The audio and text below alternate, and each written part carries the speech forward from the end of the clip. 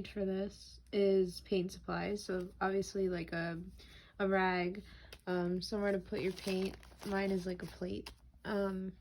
Paint, of course, paint brushes, and a cup to put water. Oops. A jar, obviously, tea light, and the paint itself that you're gonna put on the inside. The other paint is for decorating the outside with whatever design you want. And Steven says hello. Okay, so since mine is like the spider theme, obviously I'm gonna use like a grayish black paint for the actual jar itself. So keep in mind whatever theme you're going for, obviously use a different color. So obviously if you're doing a pumpkin, use orange. If you're doing I don't know, lettering, you could do white and then the lettering black, whatever you want. But like I said, I'm using this grayish black for the background, and then probably like a white for the spiders. Also, I wanted to say, in mind of doing this project, obviously this doesn't have to be a decoration with the candle. It can also be like to hold brushes or really anything that you want. Obviously, as long as it's not in some source of using it for food, like to store food, because obviously you're using paint.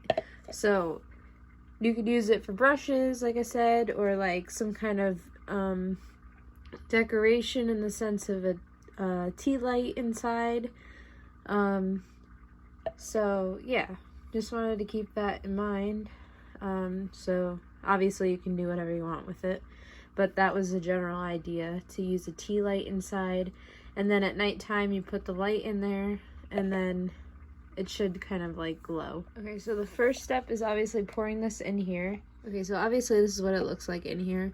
In the description I'll post a video on how to water down the paint in a way that it doesn't ruin it.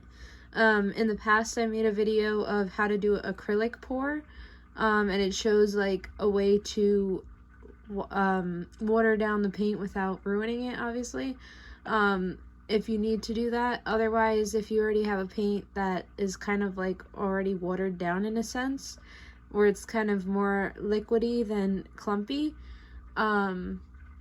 you're good, so you wouldn't need that. But you probably generally want like more watered down paint to do this part, and then obviously regular paint to do the other part. So the next part though is going to be like spreading the paint all around the jar on the inside. So just keep rotating the jar until so it'll look something like this when you're done covering the whole jar with the paint. You might have a little bit of a layer of paint at the bottom, which is okay, because once it dries, obviously it'll be fine. In most cases, depending on what kind of paint it is, but this is what it will generally look like once it's done. Obviously, you want to let it dry before you start to try to paint anything on the outside. So yeah, obviously just let this dry. And then try to touch up any places where maybe it missed some paint. But besides that, just let it dry, and then you can move on to the next step. Okay, so this is what mine looks like after it's done drying. So like I said, obviously you want a thin layer. If you're gonna go with the tea light look on the inside, you know, the light glowing through the jar will make it have a cool effect, pretty much.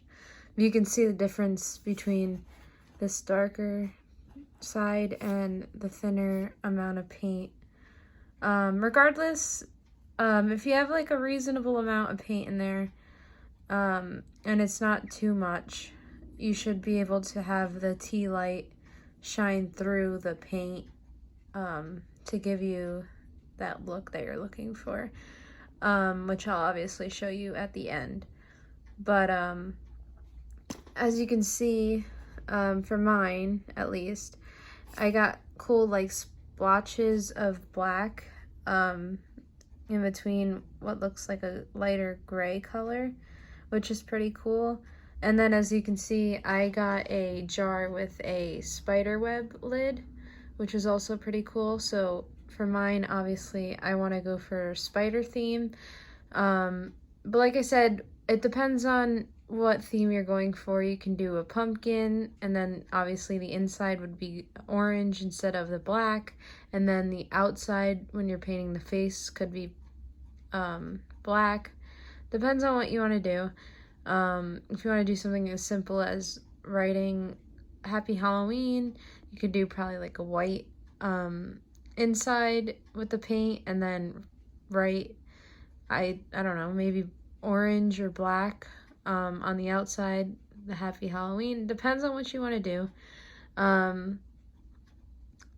But this is the look of mine before I add the spiders. And then I'll show you guys what it looks like after I add the spiders. Okay, so I just finished adding the spiders. They're not perfect. This is what I got. Now I'll show you what it looks like with the tea light in them. So here it is. Just a little spooky moment for you guys. So like I said, the less layers of paint that you add, the more you'll be able to see the tea light through the actual jar itself. So you can use this jar for whatever you like, honestly. Like I said, you could probably use it for brushes, regular candles maybe, but this idea is mostly for the tea light. So I hope you guys enjoy. I hope you guys like it. Let me know what you think in the comments. Bye.